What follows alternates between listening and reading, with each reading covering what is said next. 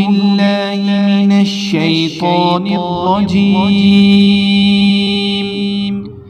بسم الله الرحمن الرحيم۔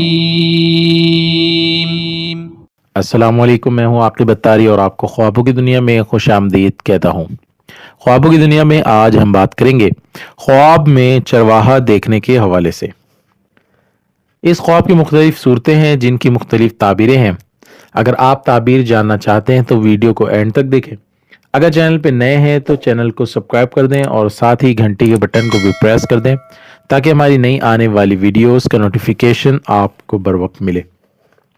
سامع ناظرین، بات کرتے ہیں خواب میں چرواہا دیکھنے کے حوالے سے۔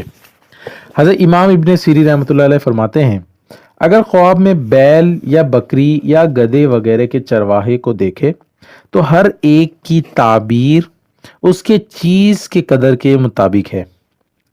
جیسے خواب میں گھوڑے کا چرواہا ولایت اور بزرگی پر دلالت کرتا ہے، اسی طرح گدھے کا چرواہا تخت پر دلیل ہے اور بیل کا چرواہا سفارت اور نعمت پر دلیل کرتا ہے، اور بکری کا چرواہا روزی، حلال اور مال اور نعمت پر دلیل ہے۔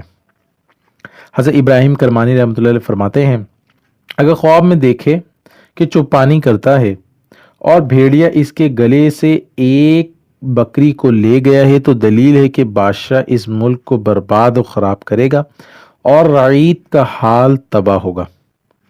حضرت دانیال علیہ السلام نے فرمایا کہ بکریوں کے چوپانی کرنی دلیل ہے کہ ان بکریوں کے شمار پر ایک پرسرار سردار ہوگا، اور اگر خواب میں دیکھے کہ گیدڑ نے اس کو کچھ دیا ہے تو دلیل ہے کہ اس کو کسی سردار سے فائدہ پہنچے گا۔